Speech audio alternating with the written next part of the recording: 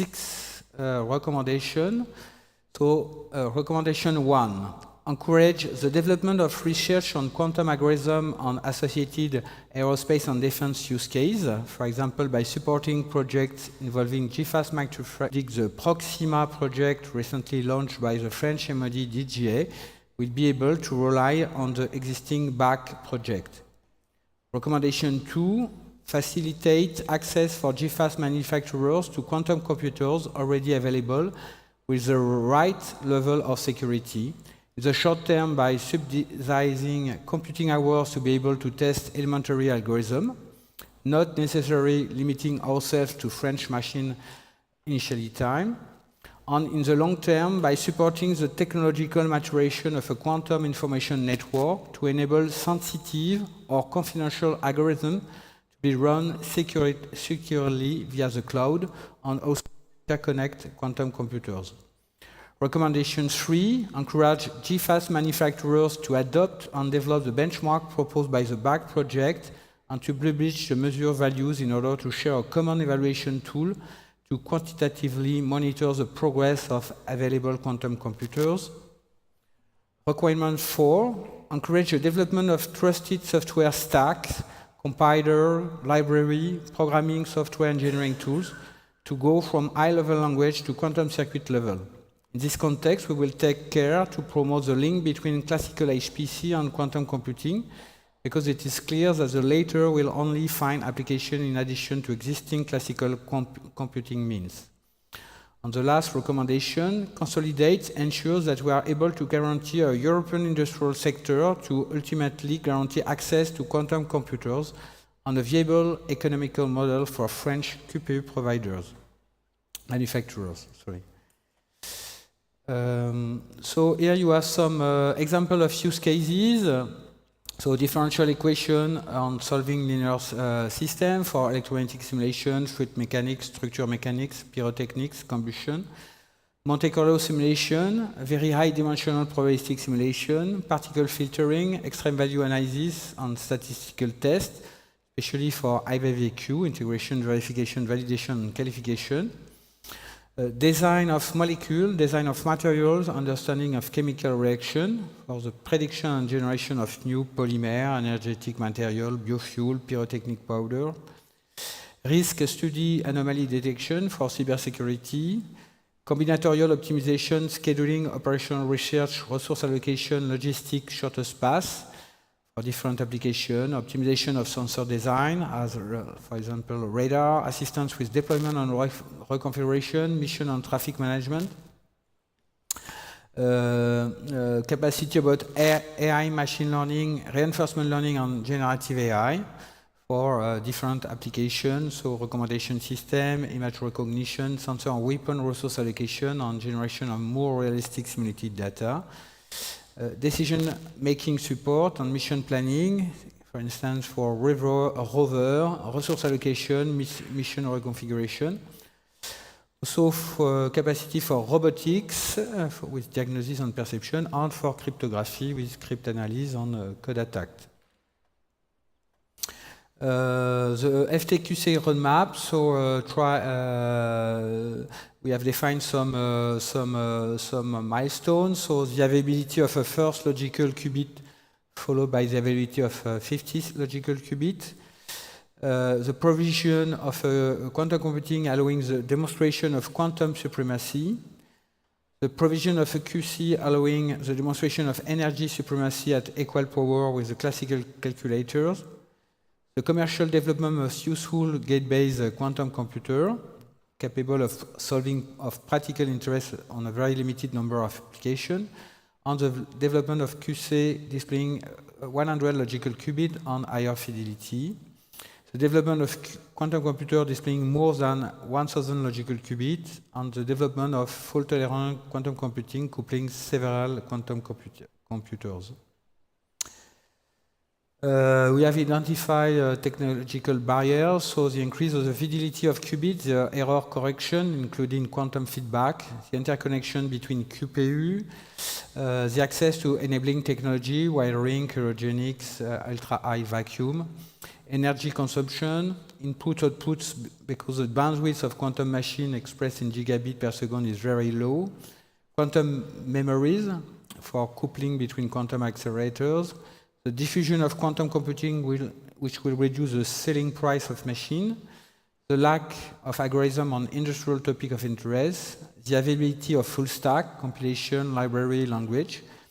The integration of quantum computer into the classical ecosystem, so HPC, cloud, with a direct integration between different qubit technology on a protected network interconnection between user and production site, on integration in the HPC world. Quantum computing needs HPC on validation of algorithm up to 40 qubit, debugging, optimization of circuit, preparation of input data, processing of output data, and error correction. Challenge about algorithms. So the quantum plan mainly directed funding towards the development of startup producing QPU.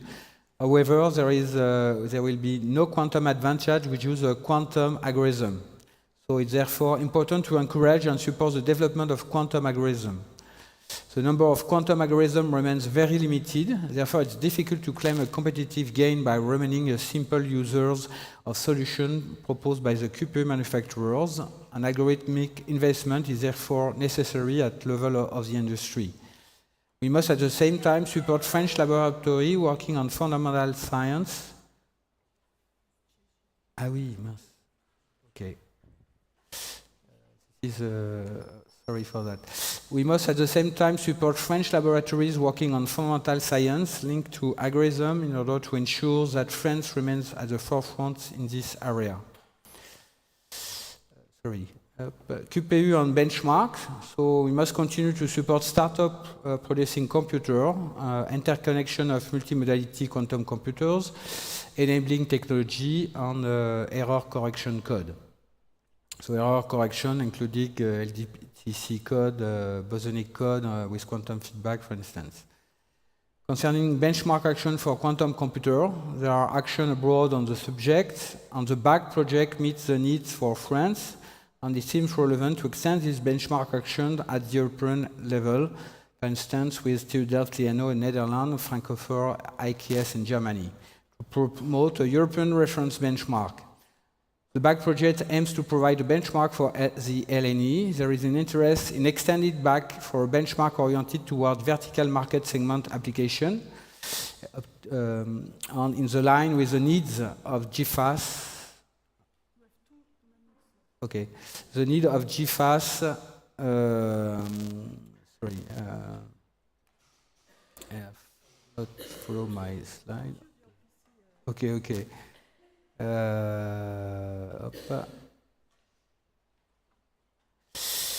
In line with the needs of GFAS in coordination with LNE and Thales, there is a set of tools environment for programming, but an effort to avoid being dispersed by factoring development around common trust tools. So benchmarking, so it's the alignment with BAC and extension for GFAS needs, so physical simulation, optimization, and solving linear system and factorization are aligned with the need of GFAS. For the full stack, so it's necessary, yes, for the benchmark, so we are compliant with the 4 topics of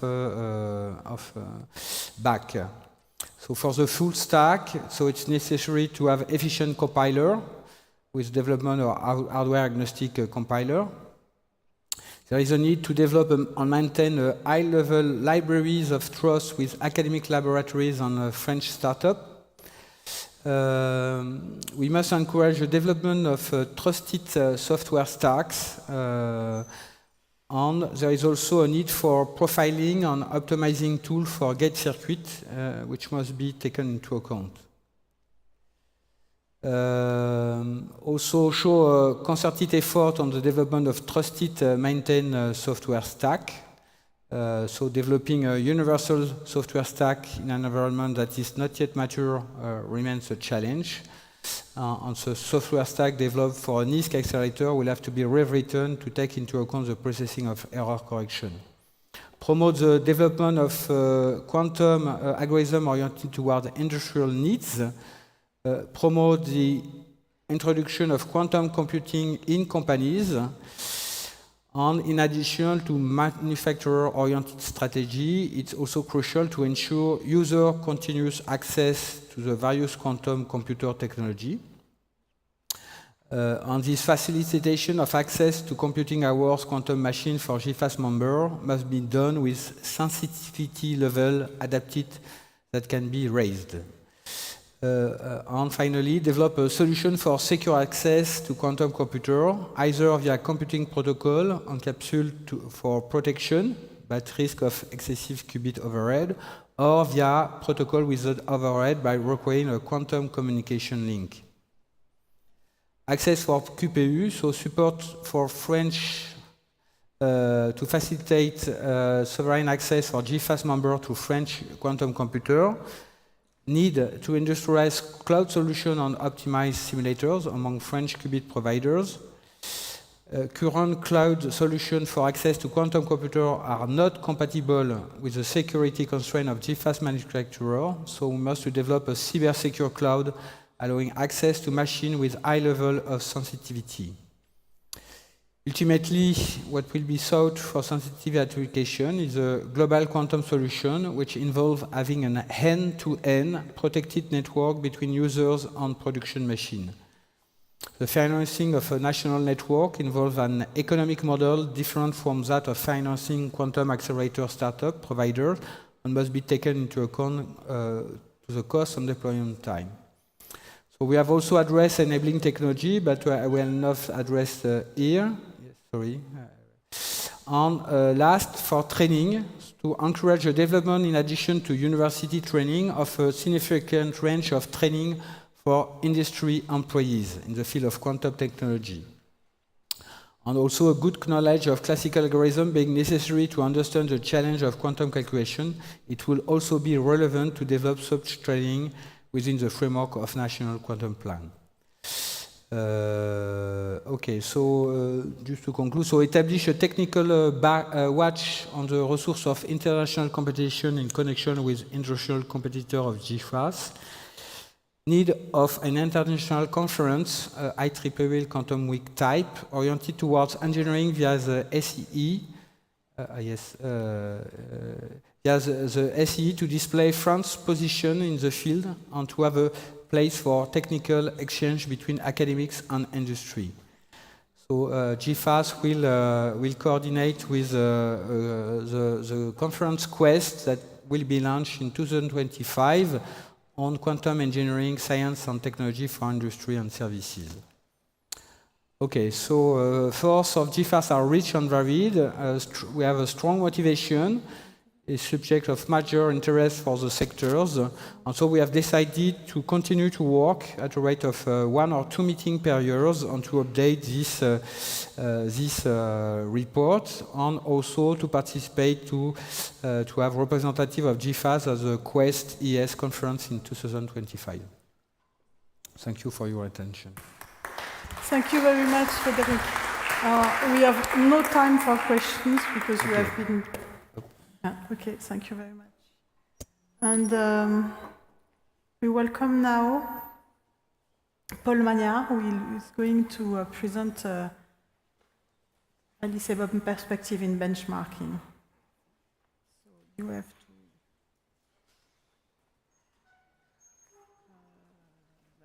like that. Well, like that.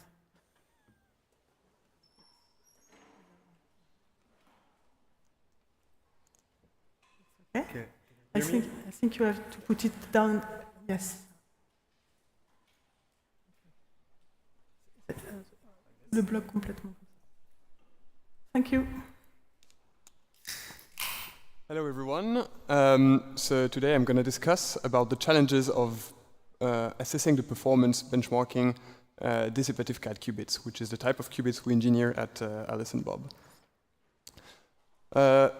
So I'll essentially first give you an introduction, what is dissipative CAD qubits, and then talk about the problem of benchmarking these types of qubits.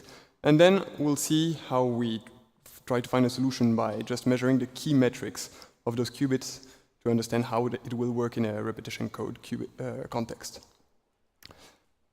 So let's dive in. Dissipative cat qubits. So how can you engineer a qubit if you have dissipation? Let's start with just a simple harmonic oscillator, which you drive and damp at the same time. Then you can easily see that in classical way, what's going to happen is that you're going to stabilize one type of oscillation. And so in phase space, that would be represented by just a dot. And because we're quantum, we'll represent that by a blob in the Wigner representation, which is the quantum equivalent of phase space. And this blob will be, so the amplitude of this blob will be given by the ratio between your drive rate and your damping rate. And if you have now 2 photon drive and a 2 photon damping rate, then you actually stabilize 2 blobs, so 2 coherent states of similar amplitude and opposite phases. And so let's say you start with a state which is not exactly at one of your stabilizing points, but close to minus alpha, for instance. Then your stabilization force will just place it back to minus alpha. Same thing if you start on the right of your phase space, then you're going to get stabilized back to plus alpha. And because it's quantum, if you start in the middle, then you're going to end up in a superposition of alpha and minus alpha, but it's going to be a quantum superposition. So the key thing is that you don't stabilize only 2 states, you stabilize the whole subspace spanned by those 2 states. So you stabilize a qubit space, and you can stabilize any quantum superposition of alpha and minus alpha, and so anything which you can represent on this qubit block sphere. The way we implement it, so we realize it for real by patterning RF microwave circuitry on superconducting films. And so, for instance, this electrode here is capacitively connected to the ground plane and inductively connected also to the ground plane via the thin line. And so it's an LC resonator. It's a harmonic oscillator. And to engineer the 2 photon loss and 2 photon drive, we have this special device called ATS, which engineers an interaction that takes 2 photons from the blue LC resonator to the red one. And the red one just serves as a buffer. It's a heavily damped oscillator that is connected to the environment and driven with this line. And so what happens is that you take 2 photons from here, replace them as 1 photon there, and then it leaves. And so you lose photons by pair. And similarly, you drive this red harmonic oscillator and convert each photon into 2 photons, so you have a 2 photon drive.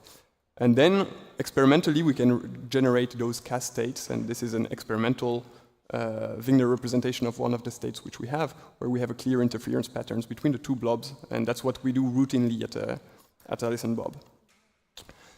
So what's specific about cat qubits is that the noise is extremely asymmetric.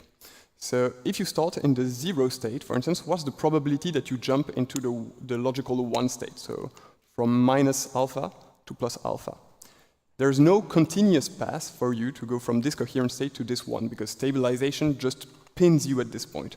So the only way to actually flip is to tunnel through this sort of gap in between the 2 coherent states. And the bigger the gap, the more suppressed the probability is, and it's actually suppressed exponentially than with the size of the photon. So you have exponential suppression of bit flip errors.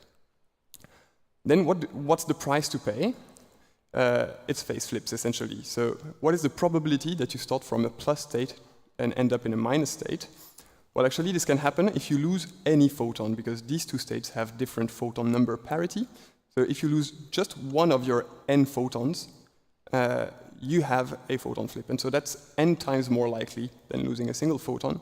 So the bigger your cat state, the more you have phase flip. But this increases linearly. So we're doing a compromise. We're suppressing one error exponentially, and the other one increases linearly. It looks like a good compromise, but is the cat qubit really getting better when you do that? And how do you quantify that? So that's what we'll see. Let's start with like the traditional benchmarks on typical single qubits. So let's try randomized benchmarking. What you see here is that essentially you have an operation and you try to average its error over all possible initial state. And you can start with actually just the 6 cardinal states in the block sphere. So the error you'll get with randomized benchmarking is essentially given by the average distance between the final states and the initial states, so the distance between the red and the blue one. Because we kill bit flips, when we're on the z-axis here, we essentially have no errors. But then this one increases linearly. And so when you take the average, what you see is that you're insensitive to this noise bias, which is the key property of cat qubits. The second thing is that the bigger your cat qubit, the worse this metric is getting. So it clearly looks like randomized benchmarking is not well suited for that. It does not capture the performance of a cat qubit. So how do you compare like a regular qubit, like a transmon qubit or an atom qubit, to a cat qubit? Well, it's a bit like comparing apple and oranges, actually. They are not the same object, because they are not meant to be used in the same context. So transmon qubits would, if you want to go FTQC, would require to be corrected in a 2D surface code that corrects for both types of errors. And the advantage of suppressing one type of error for cat qubit is that you just need a 1D error correction code. But actually, at the logical level, then the logical qubits can be compared to each other. You're comparing bananas to bananas. The thing is that benchmarking single qubit operation is easy. You just need 1 or 2 qubits. And it's hard at the logical level because only a few groups can actually implement logical qubits, and it requires many of them. So what we propose to do is to simply actually measure what are the key metrics at the single or 2 qubit level that allow you to evaluate how good your logical performance would be. And then you can actually compare at the logical level with just single qubit benchmark. So let's see how we do for cat qubits. So for that, you need to understand how the error correction works. So we have a chain of cat qubits represented in yellow, and you want to measure the parity of neighbor qubits with these ancilla qubits in green. And you apply this quantum circuit. I'll go into the details a bit later. The nice thing with cat qubits is I can perfectly separate the 2 types of error also for the repetition code. So if you take a look at what happens for bit flips, there are 2 types of errors that can generate a logical bit flip. Either one of the data qubit has a bit flip, or one of the ancilla qubit has a bit flip in between the 2 CNOTs, and then this propagates to the data below. And it's not corrected by the repetition code, it's actually corrected by the cat qubit encoding. That's the idea. So it's going to be so rare that you do not need to correct for it. But still, you're going to have a linear increase of the bit flip when you go from cat qubits to a logical bit flip error. Because if any cat qubit has a bit flip, you have a logical bit flip. So you exponentially suppressed it, and then when you do your repetition code, you have a linear increase. You're winning on that aspect. Then what about phase flips? Here again, you have 2 types of errors. Either you have a data phase flip, and then it propagates in this way. It stays on your data, but you will also measure it. You will also measure it on the neighboring ancillas. So it's detectable. That's how you correct for it. You could also have an ancilla phase flip error, but here the nice thing is that phase flips will not propagate to the neighbor data. So this will just be a sort of measurement syndrome measurement error, and that's it. It will not corrupt the quantum information. Okay, so you have just actually 2 types of parameters which you need to keep track of. And what we did is we just brute forced the problem. We said let's calculate the logical error, or rather how the logical error, so phase flip error, scales with the distance of the code. And what we see is that it's essentially a suppression factor lambda times to the power of d plus 1 over 2. So each time the distance increases by 2, you suppress your logical error by a factor lambda. And we can simply plot it in a 2D landscape. And so when lambda is above 1, you're above threshold. Your correction code is useless. And when it's below 1, you're below threshold, and you win you finally have a useful logical qubit. All right. And actually, you can. So how do we go down then to the physical layer? So I showed you how you can estimate the logical bit flip based on the bit flip in one cycle of the repetition code for a single cat. And also the same for phase flips. So here where we had the data phase flip probability and the ancilla phase flip probability, this rather complex function lambda, and then you can calculate this distance. And so here the idea is we are going to break down the contributions of each of these errors into measurable error contributions. And for this, you just need 3 types of measurements. The first one, and they correspond to actually benchmarking the elementary operations you have in your repetition code. So you need to benchmark how well your C0 is doing. And so you just perform this experiment, and then this allows you to measure the bit flip probability for the data and the ancilla, and same thing for the phase flip probabilities for the data and the ancilla qubits. Then you need to benchmark how much phase flips and bit flips you're going to have when you idle. So for that, that's pretty simple. It's like a T1 or a T2 measurement for the expert. You just prepare, wait, and see if you have the same state as in the beginning. And finally, you need to measure also your state preparation and measurement errors. You just do this. You prepare a state, measure it, and see what's the probability to measure it in the correct state.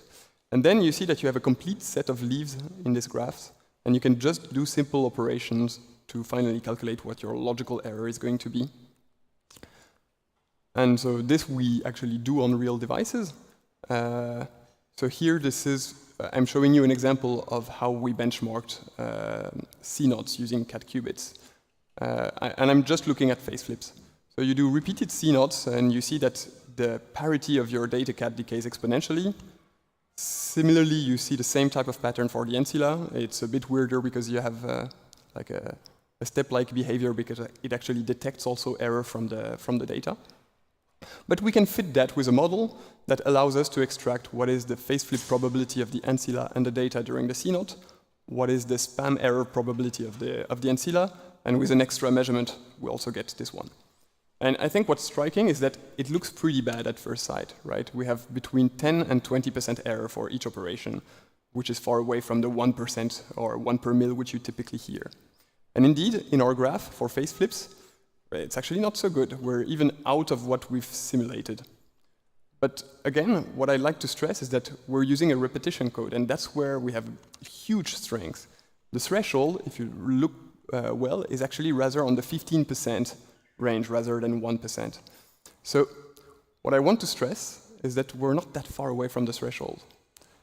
If you just look at the data and try to compare to like typical performance of transmon qubits or regular qubits, it seems bad because you're at 10%. But it's actually good if you try to understand how far you are or how good of a logical qubit you would do with this.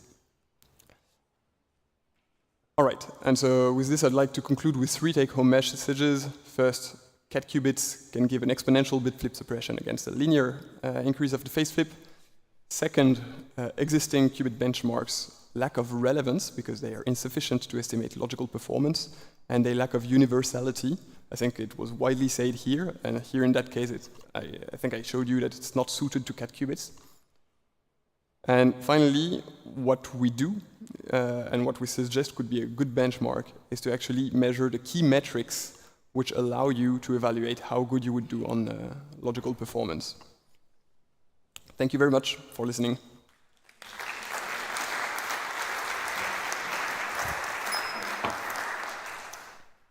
So thank you for a short question. Yes. The back.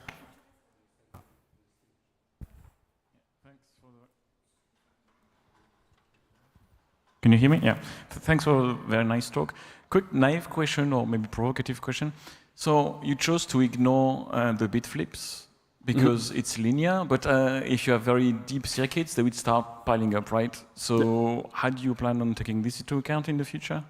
I think typical thing you can do is actually concatenate it with an extra correcting code, but then you're at the logical level, so you have something like 10 to the minus 7 error per operation. So you don't need a large distance circuit, and you can benefit from arbitrary connectivity because once you're at the logical level, you can actually move your qubits around the way you want or connect them as you want with lattice surgery.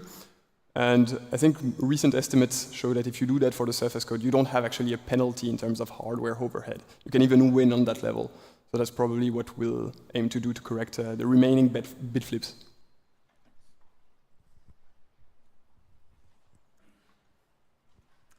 Thank you. It's a really fantastic talk. I think it motivates really well what you're looking at with these the logical error rate. I'm curious about when you talk about logical errors, we're straight away thinking about error correction. And what I'm curious about just seeing your talk is whether there's any prospect of doing something without error correction, like a prospect of some sort of NISC computation on these? So I think we dug into that, and really when you have a cat qubit, it turns out it's pretty bad at doing NISC. You're making things worse. I think here the randomized benchmarking is really highlighting this correctly. So I mean, Alice and Bob's key belief is that you should do error correction to do something useful, and so we're going straight there. Okay, great. It's good to have a clear line. Thanks. Okay, so thank you for the speaker. Thank you very much.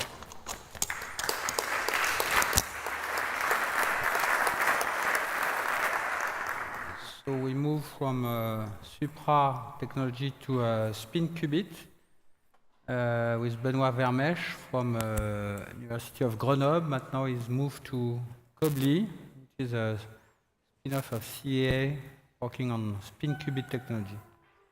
And its title is Benchmarking Quantum Processor with a Randomized Measurement Toolbox.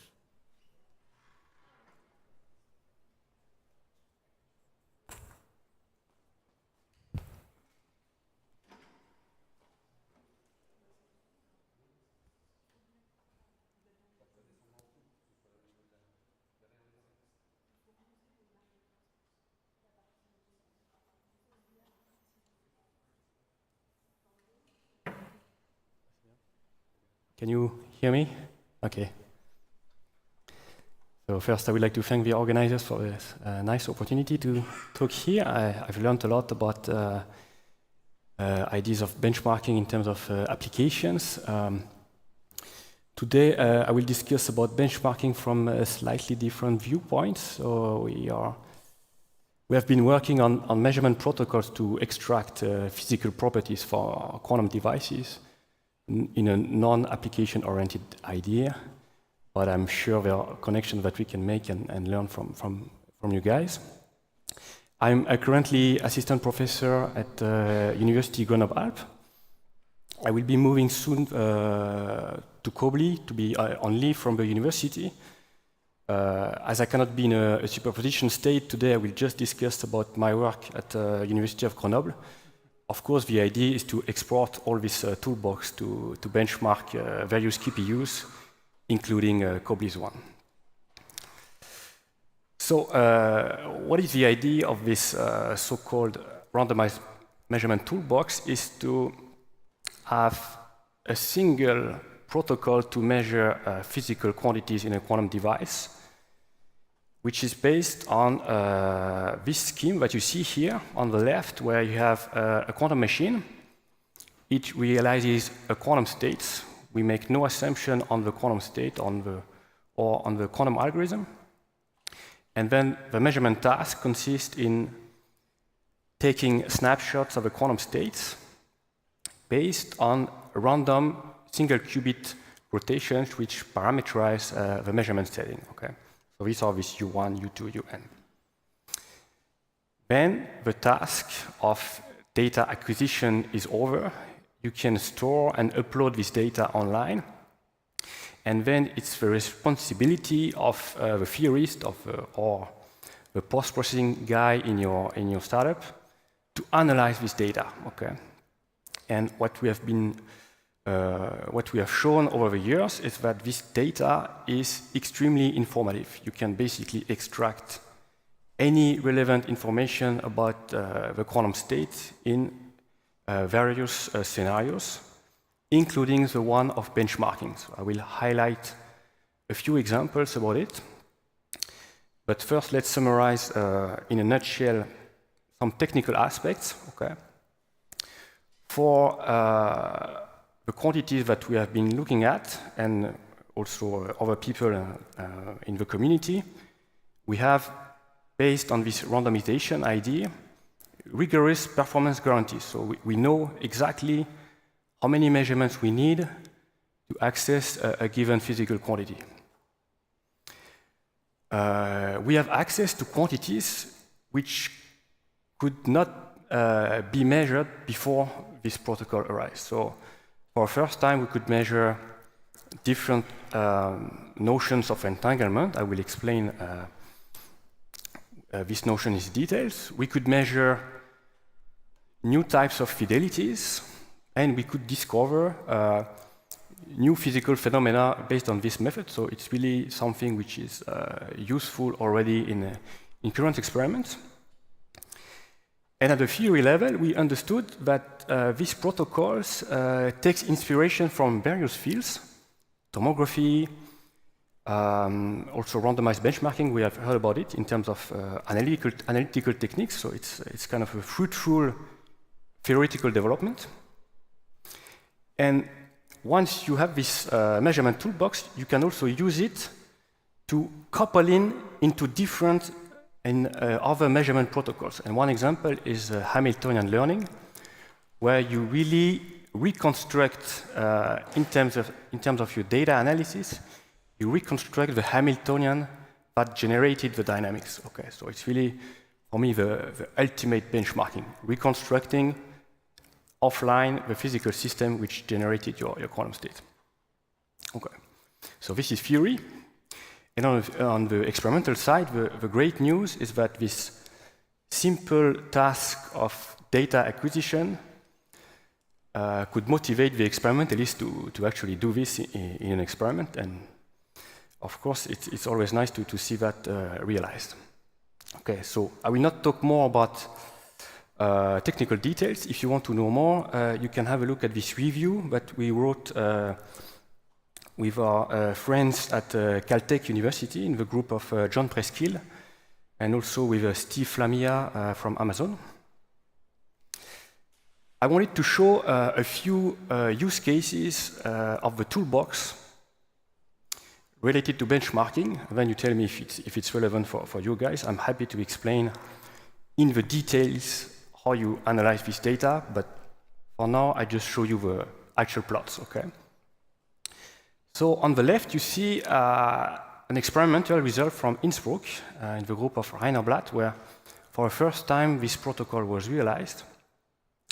And it's a measure of entanglement entropies. So it was the first time entanglement entropies was measured in this way, and it was directly measured for the largest system so far among all of our methods. Okay, so directly we could measure entanglement entropies up to 10 qubits. And what you see with the different colors is this rise of entanglement as time goes on in a quantum circuit. Okay. So this was the first realization, and there were then many different follow-ups trying to measure entanglement with symmetries, with noise, etc. Okay.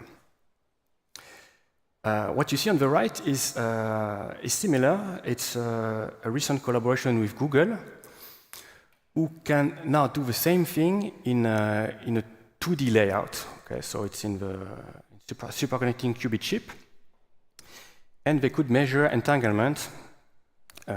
So you see here on the right panel, entanglement entropy growing with system size. Okay. And when entanglement grows with system size and time, it's an indication, it's actually a proof that your system becomes so complex that classical methods will struggle in simulating the system. Okay? In other words, entanglement is a proof of quantum advantage for tensor network methods. Okay. So that's why I think measuring entanglement with a toolbox is interesting for benchmark. You can also measure fidelities, and it was suggested in the early days by Steve Flamia and also from Poulain. You can have a theory state, which describes your state in a classical device. You can measure the overlap of this state with the true state which is in the experiment. So this is for me also benchmark. And what we have proposed also in 2020 is that you can compare two states in two different QPUs. Okay, so this is now interesting in the regime of quantum advantage. We don't have classical simulation anymore available. You have two quantum states. You want to check if the new quantum computer is doing the same job as the old one, so that you can later replace the old one. So that's cross-platform verification. This has been implemented in IonQ, IBM in particular. And what the experimentalists were telling us is that this kind of simple tool allows them to understand the noise. Okay, so if you see that someday the fidelity is not so good, then you can work on the device and try to improve the fidelity in live. Third example, maybe less related to benchmarking, is something I wanted to say anyway, because I think it's important, is that the Caltech team, so in particular Robert Wang and Richard Kung and John Preskill, proposed in 2020 something which was extremely important for our field, is that randomized measurement can be interpreted as so-called classical shadows, which are objects which allow you to extract any observable in a very flexible way. Okay, so it's really a tool that you can use in an algorithm to extract observable live, okay, on the run. And Google is using this tool now to measure cost function in quantum chemistry.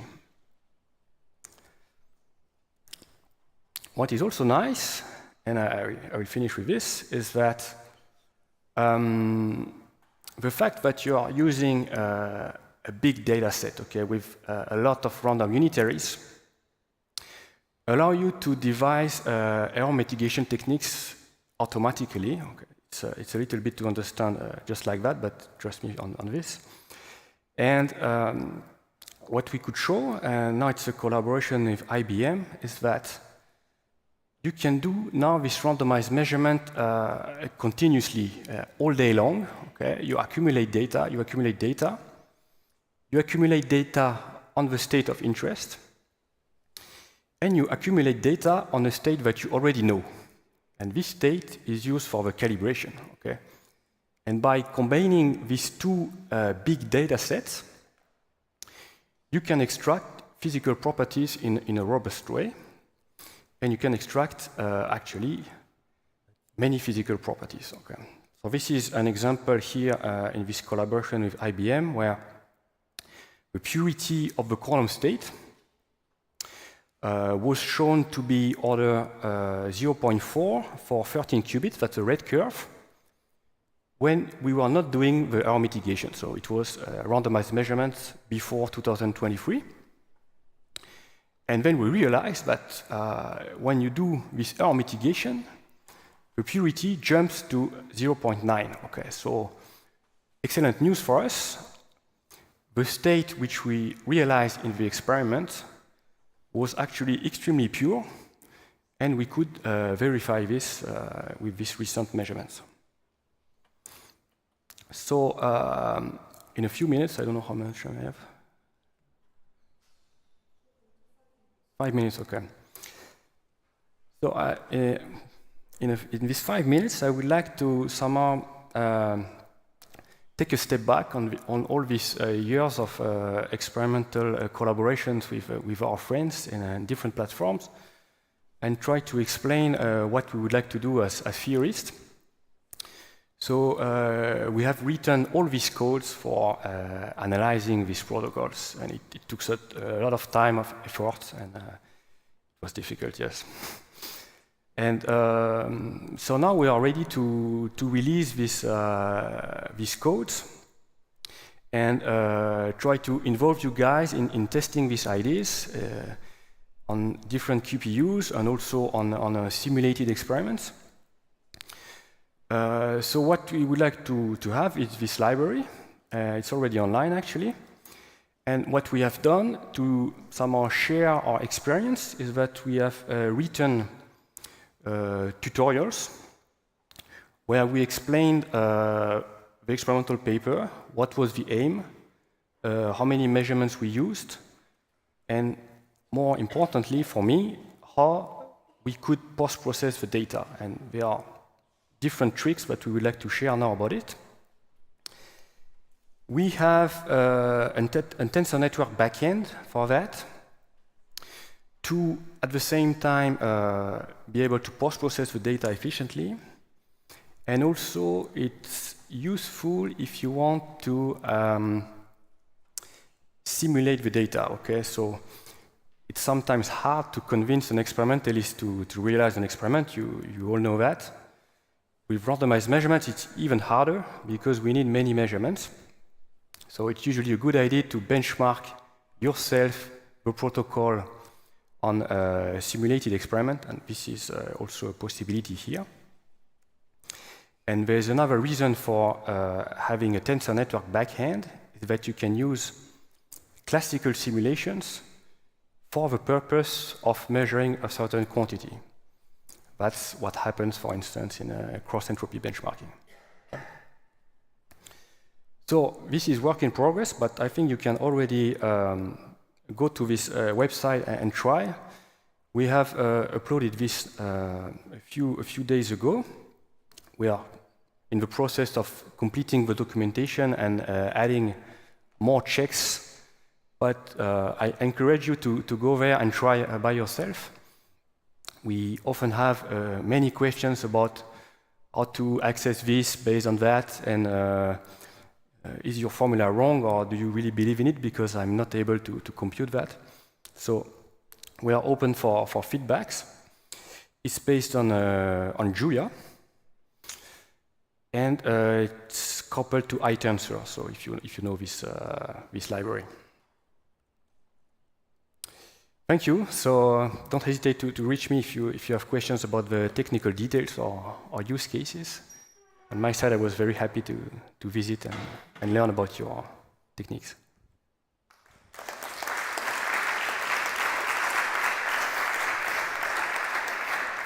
Okay, so we have a question in the back. Yeah, very nice talk. I want to mention it's great to see that you're open sourcing the library, and it is in Julia. In Mythic, we have a module that already implements robust shadow estimation, and it would be great to integrate the tools. So maybe we can discuss later. Definitely can use our broad community to integrate it. And also want to mention there is a quantum track at JuliaCon this summer in Eindhoven. Maybe it's of interest to others, but it's really great because, you know, in the past we've seen talks in which there were toolboxes or protocols proposed, but they were stuck on some servers, and it's great if this is instead available to everyone. Thank you. John? Yes. Thank you. So you've shown that you can use this for learning properties of your states. And maybe my question is related to maybe what you did with error mitigation, but could you also use it to learn or extract properties of a physical process like a channel? Yeah. So you can do exactly the same with quantum processes, and I was very fast on this, yes. There is an example here, actually. On this first part here on the left, oops, I knew it was not a good idea. In this calibration step, the randomized measurement process is applied on a state which is known in order to learn about the noisy channel. Okay. We extract these numbers on this first image of a computer in order then to learn about an unknown quantum state, knowing the noise channel. So you can do that. You can also learn more complicated quantum processes beyond noise in a channel. You can learn the Hamiltonian. That's another example. Okay, thank you. Okay, so thank you to the speaker.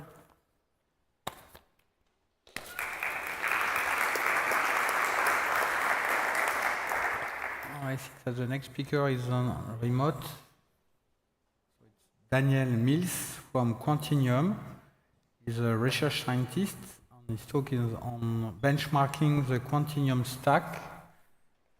Daniel?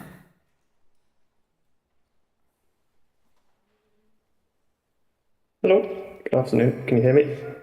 Okay. Okay, you can start. Okay, thank you very much. Yeah, thanks for the opportunity to speak here today. My name's Dan Mills. I'm coming from Continuum. I'm a research scientist in the software team here. And I'm going to talk to you today a little bit about some of the ways we benchmark the Continuum stack. So what is the Continuum stack? So at the bottom, of course, we have our devices. Here I have a schematic of the H2 device, our larger device. They're ion trap devices. I'll talk briefly a bit more about them in a moment. On top of the H2, the H series devices, we have Ticket, which is a high performance compiler for translating human readable code, defining circuits into machine implementable code for running circuits. Ticket is also retargetable, so in principle you can point Ticket towards your favorite hardware, not just the H series devices.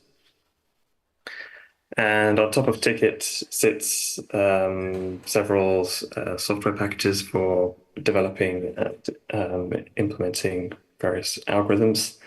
So some products include Inquanto for performing quantum chemistry applications, Quantum Origin for developing cybersecurity applications.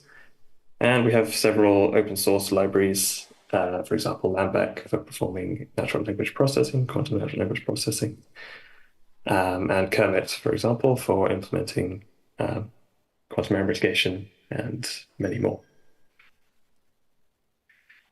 So historically, we've provided a few different devices, H0, H1, H2. So they're all QCCD ion trap devices. H0 is retired, but H1, H2 are available to our clients to use at the moment. And we've taken the approach during the life of incrementally improving the performance of these devices during their lifetime. So the qubit counts have been increasing, the 2-qubit gate fidelities have been decreasing, and the quantum volume demonstrations have been getting larger and larger. And as of today, we have 56 qubits available on the H2 device. So I encourage you to work with that. In terms of benchmarking the devices, we've performed a lot of different benchmarks. So I've split them up here into 3 groups: component benchmarking, system level benchmarking, and algorithmic benchmarking. So component benchmarking would be benchmarking small portions of the device, such as the 2-qubit gate fidelity or the single qubit gate fidelity, the state preparation and measurement error rates, for example. We also support mid-circuit measurements and resets, which provide some interesting complexity to benchmarking things like crosstalk for doing those resets. We perform a lot of system level benchmarking. A lot of these benchmarking methods you'll recognize. So these are targeted towards benchmarking sort of holistic performance of a device. So many qubits interacting with each other, perhaps interacting with other layers of the quantum device. And I'll speak about quantum volume in particular today. And finally, we do a lot of algorithmic benchmarking. So a long list here. Today, I'm going to talk a bit about our collaborations with the QEDC application-oriented benchmark team. I believe Tom Lipinski spoke about this yesterday. So I'm going to talk a little bit more about our involvement with that. But in general, we try to spread across many different applications. So a lot of these benchmarks are available to study in this paper, a racetrack trapped ion quantum processor. If the ones you're interested in are not in that paper, I'm happy to direct you to the appropriate reference. So today, I'm just going to talk a bit about some of our results in 2-qubit, randomized benchmarking, quantum volume, and, as I mentioned, our collaborations with QEDC application-oriented benchmarks team. So let me start with component level benchmarking and randomized benchmarking of our 2-qubit gates. So just briefly, what is randomized benchmarking? So randomized benchmarking takes the steps of taking a qubit or maybe several qubits acting a random gate, here in gray on that collection of qubits, that the noise in the device can be modeled as acting later, this red gate, say. Then another random gate is acted, some more noise. So these gray random gates are selected at random, but they're selected in such a way that the ideal effect of implementing these gates without any noise would be to act the identity. So in the ideal case, you expect the output state from this sequence of gates to be the same as the input state. However, in the presence of noise, you expect this probability to decay. So with more and more noise, you expect the probability that the input matches the output to decay. And you can extract from this decay, the rate of decay can be related to the average gate fidelity. So just a rough outline of randomized benchmarking. So that was a bit of a cartoon, but some real results from the H2 device seen here. So on the x-axis, we have the sequence length, so the length of the circuits being implemented. On the y-axis, the average survival probability. So this is the probability the input matches the output as I expected, as I mentioned. So you expect that probability to decay with sequence length, as we're seeing here. The dotted lines in this case correspond to correspond to different gate zones in the device. So the QCC devices that we have many different gate zones, and the error rates can vary, although not significantly, as we see. And the solid blue lines indicate the average performance, and this decay rate corresponds to an average error rate or an average infidelity of roughly 1.8 times 10 to the minus 3. This is a 2-qubit gate error rate. So you can actually learn a little bit more information from doing randomized benchmarking. So in our case, in the case of the H-series devices, the native gate is a ZZ theta gate. So the ZZ theta is acting an exponential of a Z tends to Z for some period, for some time theta. And using a similar process called direct randomized benchmarking, you can extract the error rates of those gates as they depend on theta. So here we, on the left, have an equivalent plot of sequence length against average survival probability. We see the decay that we expect before, but in this case, each of these colors correspond to a different angle theta in the gate.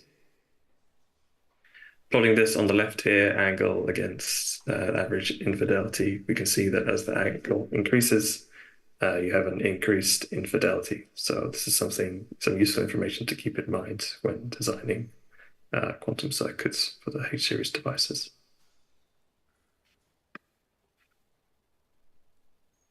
Okay, so now it's a little bit of an example of doing some component level benchmarking. What about system level benchmarking? So here we're looking to benchmark how large numbers of qubits interact with each other. And one of the common ways we do that is to perform quantum volume experiments. So just to quickly recap the quantum volume experiments. So quantum volume experiments act these very random circuits. They're designed by having n qubits. Between neighboring pairs of qubits, you act random 2-qubit gates, then permute the qubits at random, this blue layer. This is repeated n times, so random 2-qubit gates, permutation, random 2-qubit gates, permutation. You can take the outputs of these circuits and order them in terms of the probability, say, decreasing probability of each of the outputs. You can find the median of these values, and all outputs with probabilities greater than the median probability are called heavy. If you run you can then run the circuit on the device itself and simply count the number of times you see these heavy outputs. You expect the number of times you see heavy outputs to be quite large, but if with noise, this probability will get smaller and smaller, and so it can be used as a measure of performance of a quantum stack. If the probability of generating heavy outputs on average is above 2/3, say for a qubit of width n and depth n, then you say that that device has quantum volume at least n. Here on the left, I'm plotting each point corresponds to one circuit, and then on the y-axis here have the heavy output generation probability. The blue line here is the average heavy output generation probability, and the green shaded region is a 2 sigma confidence interval in that average. So if that average is above 2/3 with the confidence of 2 sigma, then you can say that device has passed that test for n. So n here is 20. This is running on the H11 device. So that gives the H11 device a quantum volume of 20 or 2 to the 20, depending on how you like to count it. So at Continuum, we've tried to keep to increasing the quantum volume of our devices by a factor of 10 each year. So we've managed to sort of keep to that for now. The latest results coming out just the last few days are the quantum volume 20 on H11 and 18 on H21.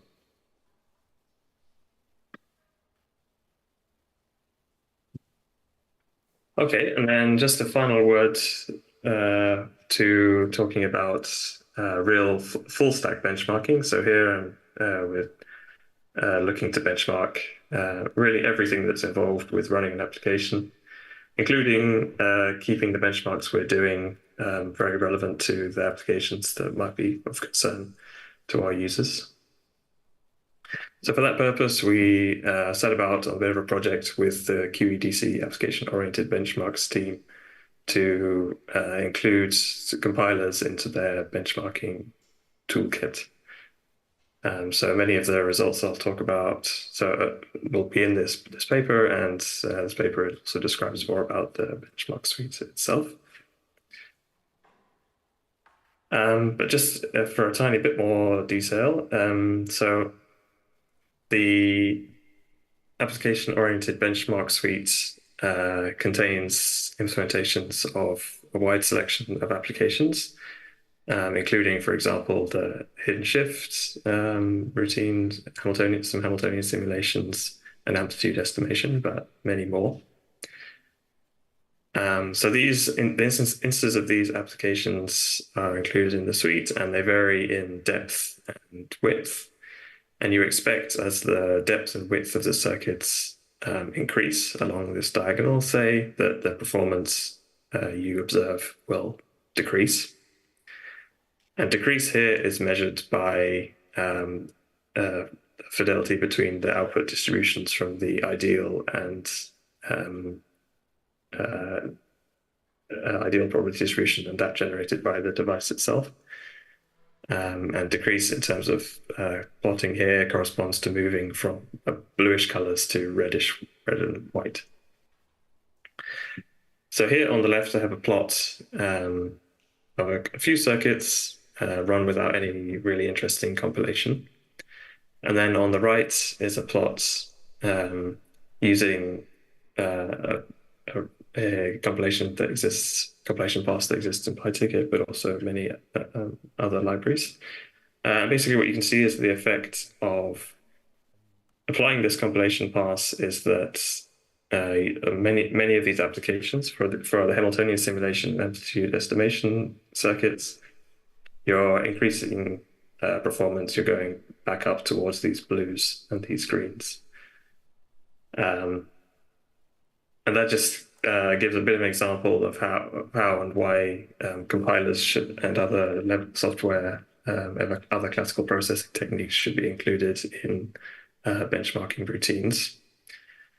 But what in particular is this compiler pass doing? Well, let me say it a little bit more. So if you have a unitary U, one thing you can do is just go ahead and throw that unitary on the device, and there'll be some noise acting on that device, indicated by this kind of like dotted line here. Another option is to run instead a U tilde, some unitary that's perhaps similar to the original unitary, and then throw that onto the device, and it'll again be acted on by noise. So intuitively, you would expect that running U would result in the end result would be a unitary closer to U. But in some occasions, if, for example, U tilde is less susceptible to noise, then it might be better to run that instead. And that could, for example, be the case if U tilde, when compiled to the native gate set, is much shallower in terms of the number of 2-qubit gates than U. And that is indeed what's happening in the case of the plots that I just showed. So just a simple example of how compilers can change things, but also why it's important to focus on applications. Because as we saw in those plots just now, for some applications, this compilation technique didn't make any difference. For some of them, it made a significant difference. So important to kind of like spread yourself over many applications.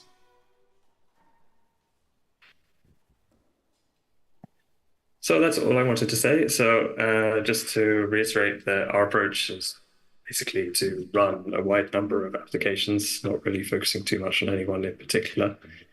Also to point out that this includes some random circuit sampling results on 56 qubits, which came out today, which I encourage you to take a look at. Just to reemphasize that we think it's important that we really benchmark the full stack, including the compiler pass, but that there's always sort of a continuation here of the impact a compiler or other sort of classical preprocessing can have. So you want, for example, your classical processing to be able to affect the results, but equally, if your classical processing is able to significantly affect the results, then it's probably sort of like a weak benchmark and something to be improved there. We expect going forward that there'll be a lot more work on benchmarks of error correction gadgets, and that's some of the recent works from Continuum and others have been in that direction. So just a small prediction there, and I look forward to when we're able to benchmark error correction gadgets a bit more holistically rather than just the gadgets themselves. But apart from that, I'll finish saying many thanks, and if anything interests you, then here's my email. Please be in touch. Thanks very much.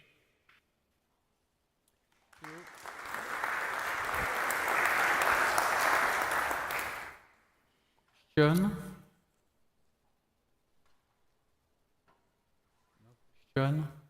I have one. Quantinuum is a member or involved in the QDC action? Yes, yeah, we're involved there. Yeah, so some of that work on compilers is something we did in collaboration there. Yeah, indeed. Okay. So if there is no question, and we have finished scheduling, so thank you for the speaker.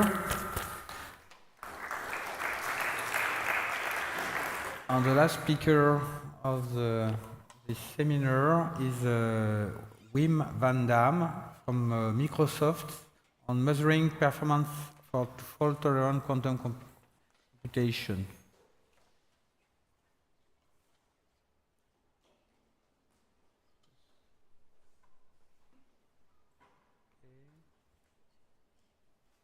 Okay, we can see your slide, so you can start. Hello, Wim, you can start. Yes, thank you. Thank you for the opportunity. Glad to be here to close the day. I work at Microsoft. I work there on the development of applications for quantum computing. And I want to talk a little bit about the approach that we're taking as we're thinking, as a company, how we're going to get scientific and ultimately commercial value out of quantum computing.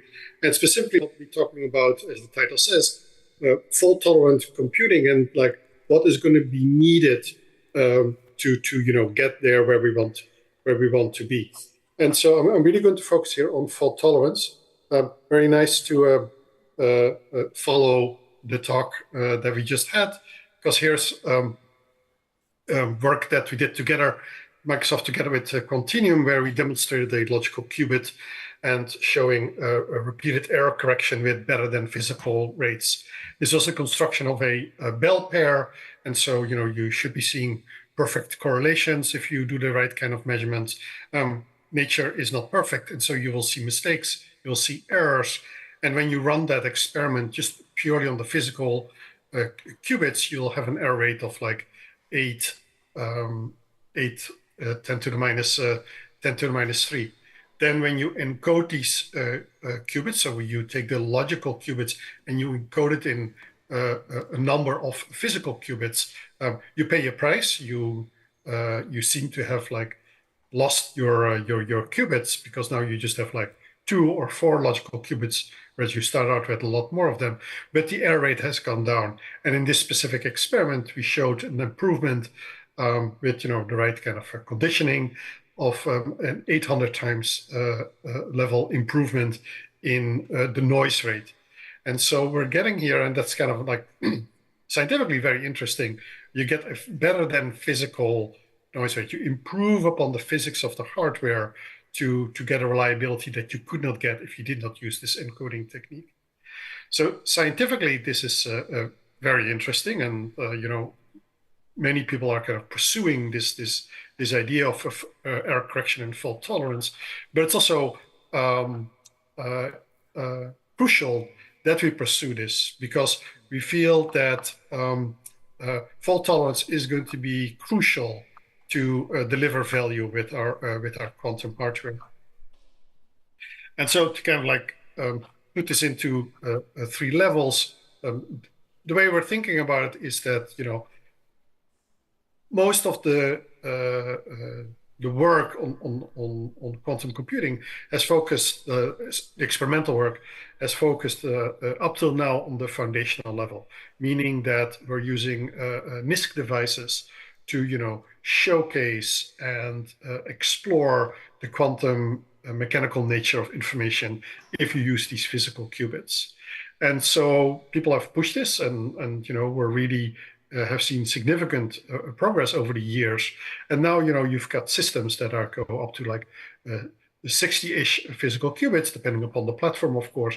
And they can do things that we would have a really hard time simulating or predicting using classical computation. But these are problems that their sole purpose in life is to showcase the difference between, a quantum device and a classical device. It does not solve a problem that, some people care about who are not, invested in the field. If you want to go to problems that are of more of a independent scientific advantage, simulation, of course, is a prime example of such a problem. But to beat the best possible classical algorithms, we're going to need more logical qubits, and more importantly, we're going to need an error rate of something like 10 to the minus 8 or better that you cannot achieve pure physical means. And so this second level, resilient, is all about what we just saw on the previous slide. It's all about building a fault-tolerant machine such that we can achieve these error rates that we want. Then the third level is going to be to scale everything up, to get this error rate further down by using more and more physical qubits and better and better encodings, while at the same time also increasing the number of logical qubits. Whereas the resilient level, we're working towards 100 logical qubits. When we're thinking about what really constitutes a quantum supercomputer, you're talking about something that might have 1,000 or thousands of logical qubits. And so these are 3 very different kind of levels, and what kind of like is of great concern at the foundational level is not what concerns us at level 2 and at level 3. And so what we're seeing at the moment in the field at large is that we're really entering this level 2. We're leaving this NISQ era behind, and we're really focusing on like building these reliable qubits. What I'm going to talk about here now is more towards going from level 2 to level 3. Like, how is this all going to fit together? Like, what are the characteristics, the properties that you need for your hardware to reach that scientific and commercial advantage? And a measure that is going to be kind of central to this exploration is to express, to quantify the quantum version of flops. So reliable quantum operations per second, or RCOPs. And this is the only equation I kind of want you to kind of remember during this talk. And so what we're assuming here, we're measuring this at the logical level. So we're not like talking about how many physical qubits are involved. We're really talking about the logical level. And so Q is the number of reliable logical qubits. We want these to operate at a specific error rate. And this error rate is going to be something, 10 to the minus 6, 10 to the minus 8, all the way to, 10 to the minus 14. And so this logical error rate will change. It's a parameter that is not like fixed for once and for all. And so with these qubits and at this logical error rate, we want the system to perform in parallel. And so, of course, at the physical level, we'll do the operations, but they kind of encode and embed operations at the logical level. And so you can talk about the logical clock speed of your device, and that's the F. And so this is something you would measure in hertz. And so in total, when you think about this, you've got these Q logical qubits. They have a logical clock speed of F. And so at any given moment, we have this R, Q times F, operations per second going on. So clearly, identity is an operation. So that's why all qubits are kind of considered being active at any given time. Excuse me for the. And so this is the quantity that we're kind of interested in, and we want to know, like, what can you achieve and what would you need? How many RCOPs do you need to solve a problem? Now, getting this all like figured out is quite an effort, and this is known as resource estimation. And so the details of like how you do such a computation, how you get all these quantities of interest, that's described in this archive paper from 22, and it's like it gives all the details. This is kind of the central diagram. On the left, you have the logical level. You have an algorithm that could be specified in a very high level, and it will get compiled to something lower level, something like QIR. And then furthermore, it gets further compiled to something that really kind of like assumes like a layout. In this case, it's a planar layout, and we assume a number of basic operations. And so which we call the planar quantum ISA executable, the instruction set architecture of the device.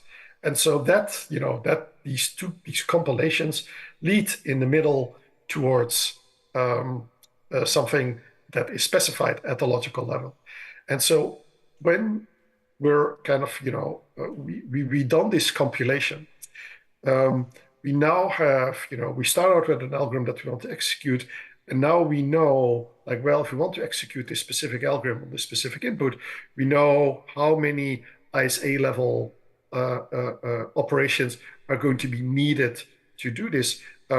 We also specified in this compilation the noise that we're going to tolerate on the eventual outcome of the algorithm, and that then translates into like a noise level of these individual operations. And then a third thing that kind of goes into this what we want story is we want to be able to execute, to finalize this computation within a reasonable amount of time. We don't want to be waiting years for the outcome. We want to do it, in a runtime that matters. And so now we have what we want, and that results in a target RCOPs number. That's the user. On the other side, we have the hardware story. We have a platform which has a certain physical clock speed. which can be, nanoseconds, it could be microseconds. The physical device has an intrinsic physical error rate, which, is maybe 10 to the minus 3 or 10 to the minus 4. That's what we work with. This is what we get. And we use this to kind of lay out these physical qubits in a certain architecture. Then we use this architecture to support a specific quantum error correcting code. And there are, of course, many different quantum error correcting codes. And now we have, ultimately, we specify the error rate that we want to achieve, and depending upon that, we will vary the distance of our error correcting codes, and that is ultimately what is going to implement the desired computation on the left. And so by making this to match, now you get like an estimate of like how reasonable is it to execute this or that algorithm. I'll walk quickly through 4 sample applications that we think are especially relevant for achieving scientific and commercial advantage using a quantum computer. 3 of them are models from the world of physics, and the last one is quantum chemistry. Here we have, and this is publicly available. This is a Python notebook that you can access at the address given. And what it does, it performs the resource estimation for a n by n, so 2-dimensional grid Ising model, for which you want to know the dynamics. So the full background is given in this notebook, and specifically we look at 3 instances of 10 by 10, 20 by 20, or a 30 by 30 grid. So it's kind of grows in scale. And the way we will have to implement this on a 2-dimensional planar layout is that in the case of the 100 sites of the smallest instance, we'll have to interleave those with like working qubits. And because of the layouts, after layout, this ultimately results in needing 230 logical qubits. Then we, using techniques from simulation of the Hamiltonian that you see there on the right, we determine like how deep of a computation do we need to perform until we like achieve a simulation that is of scientific interest. And now you see like the depths of the circuit being of the orders of tens of thousands of gates. The resulting error that we want is 10 to the minus 10 up to 10 to the minus 13. And then if we say that we want our computation to finish within 2 days, that means that the number of operations per second that we're going to need is it varies from 100 to 20,000. And later, I'll put those numbers in context so that it kind of like makes more sense. So that's the smallest instance. Another instance that we looked at is the Heisenberg model. Now it's not dynamics. We're investigating ground state properties. We're looking at slightly larger grid sizes. And you get your RCOPS numbers that are now in the millions. And you see that for a 40 by 40 Heisenberg model, we're going to be needing like 3,000 plus logical qubits. A similar calculation we do for the Hubbard model, which is more intricate than the Heisenberg model, and so the demands grow again. And so the last of the examples is a series of molecules that are of interest that grow in size, where it starts out with a molecule for which, if we want to really do the ground state analysis, that we need hundreds, and ultimately we're going to be needing close to 3,000 of logical qubits. And you see that the depth has grown of the computation grown significantly. This is the nature of the algorithm, and correspondingly the logical error rate that we want goes to like 10 to the minus 18, and the target RCOPS numbers goes into 10 to the 8, 10 to the 9 values. And this is with a target runtime of 28 days. So there's a lot of numbers. So let's put them in a table. Here are all the use cases that we analyzed, and we did this using the Azure Quantum resource estimator tool, which is freely available for people to use. And so you see here on the x-axis how many logical qubits were needed. And on the y-axis, you see the error rate that the logical error rate that is needed to execute the algorithm. And of course, there's a trend, because if you have a larger system, the computation is going to be bigger, the circuit is going to be bigger, and therefore per operation, your logical error rate goes down. And there are these obvious trends, among, say, the Ising model computations or the Heisenberg model. But you also see that the relation is not linear. It depends upon the algorithm that you use. And so you see here that, for example, at the chemistry applications, it did not require as many logical qubits as, say, the large Hubbard model, but because the computation is deeper, it does require a much smaller logical error rate. And so there's really two parameters here, number of logical qubits and the error rate that you have to be aware of. So this is kind of the quality that is needed. And then you can say, like, okay, so how does the RCOPs, when we take into account the question, well, how many operations per second do we need? How do these plots look like? So on the left, you see the relation between the reliable quantum operations per second and the logical error rate. And that's a very kind of clean, linear rotation, which is has to do with the fact that, well, we've got a target time that is fixed, and therefore that relation becomes almost perfectly linear. On the right, you have the number of logical qubits as a function of the reliable quantum operations. And again, you see that something like chemistry has the number of qubits that are needed does not grow as much as you would see with some of the large magnet models that we looked into, but that because of the greater depth of the circuit, that the number of reliable quantum operations per second grows quite significantly. And so there's certain trends here that you see, and we consider these algorithms to be kind of our target applications. So now we can kind of like try to condense this and summarize this into like, well, can you come up with like profiles?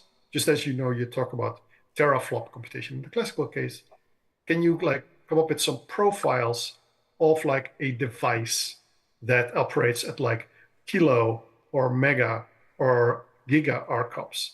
And so that's what these red crosses are about.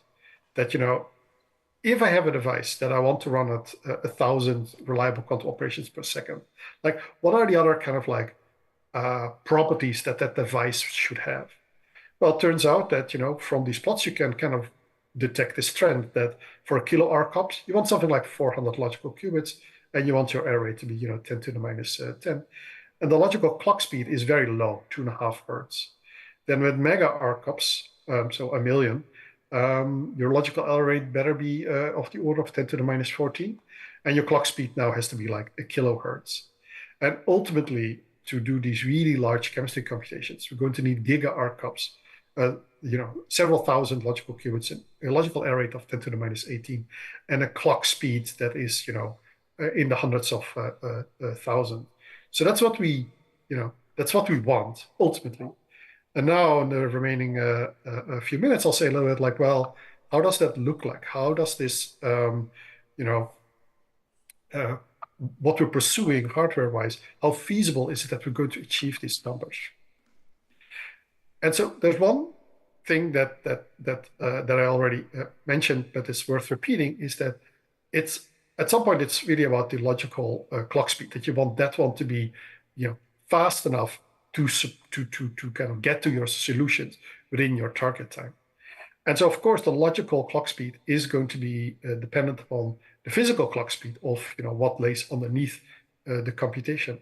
But many physical operations are needed to implement one logical operations. So there is the overhead of the quantum error correcting scheme is what you kind of have to like take into account. And so this overhead in turn depends upon what kind of error correcting code that you use. and also what kind of reliability do you perceive that you want to achieve.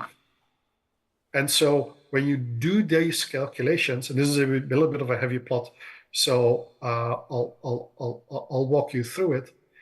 So what we have here are in blue are like 6 hardware profiles. They're specified on their physical clock speeds. They're specified on their physical error rates and on the model of computation, if it's gate-based or measurement-based. And so these are like 6 kind of profiles. And for each of these profiles, we looked at, okay, if you have a planar layout, if you have, if you use some planar encoding, say the surface code, and you have some target logical clock speed, and you have some target logical error rate, like, can you achieve that? And so what you see here is that the blue curves, as my the target logical error rate gets stronger, that the errors that I allow are getting smaller and smaller, the overhead is going to be such that it reduces the logical clock speed. And so this is why these curves kind of like tend to go downwards, and they're not like perfectly vertical. That slant, that is the overhead of the quantum error correction. And then in red, you see these kinds of targets that we talked about, like kilo arcops, mega arcops, and giga arcops. And so we see that to achieve these kilo arcops, that number and everything that went with it, the error rate and the logical qubits, that all hardware profiles that we consider can achieve that, right? All the blue lines are to the right of the target clock speed, which was a single hertz numbers. So none of these hardware platforms, have like a fundamental limit that prevents them from achieving that level. Now with mega arcops, we see that 2 of the 6 profiles, which have like a significantly slower clock speed, are going to struggle, in part because of the quantum error correction slowdown. And then ultimately, the giga arcops, it's just what these hardware profiles can kind of achieve. And so there's a spread in the target clock speed because maybe we're okay with waiting a little bit longer than the target run times, which gives a reduction in the target clock speed. But to reach this giga arcops level, it's really crucial that the underlying physics has like the right clock speed. But it's also crucial that your error correction scheme is fast enough, and that the slowdown due to error correction is not too significant. And so it's really at the cusp of what these profiles can achieve. So that's kind of our thinking about this here. I know this was maybe a little bit much. All these numbers were derived using our Azure Quantum Resource Estimator tool, which is freely available. And you can read more about the background of what I talked about here on these archive papers. And with that, I'll leave it, and thank you for your attention.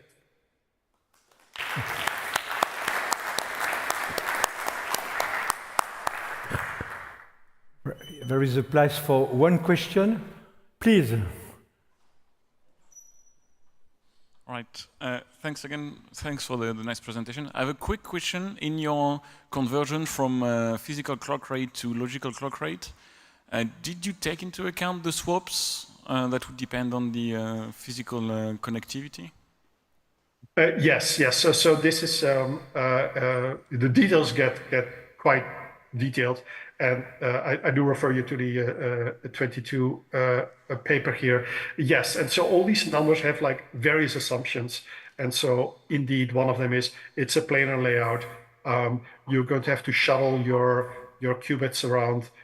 There's going to be magic state distillation needed for non-Clifford rotations.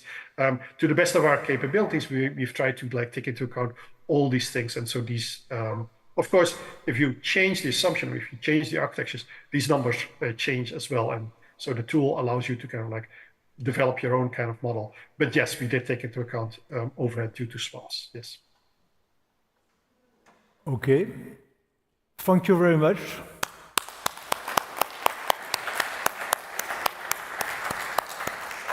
So I think it's time to wrap up, as they say in the US. So I think that from these 2 days, perhaps you have the feeling that there are two ways of speaking, or two main ideas when we speak about benchmark. One is mainly devoted to application, to users, to scientists, and the second one, which is devoted to people who are really tuning the qubits and the computer. So that was especially, I would say, especially clear this afternoon. So you have to know that TQCI, it's TQCI, because we speak English, so I have to spell in English. TQCI is organizing every year 3 seminars. One is devoted to benchmark and is open to international speakers, as it was during these 2 days. The two other one is devoted to technology, and so we are tuning the qubits, and the second is devoted to application. So please, you can note that the next seminar, TQCI, will be held on September the 5th, 1, 2, 3, 4, 5, okay? And so it will be devoted to scaling. So how this technology could scale. That is said. Now I want to say that all the presentation and all the video will be soon available on TerraTech site, so you can, of course, work again on, because I think we got a lot of very valuable information, but we have to work on it if you are interested. So you will find it on TQCI site.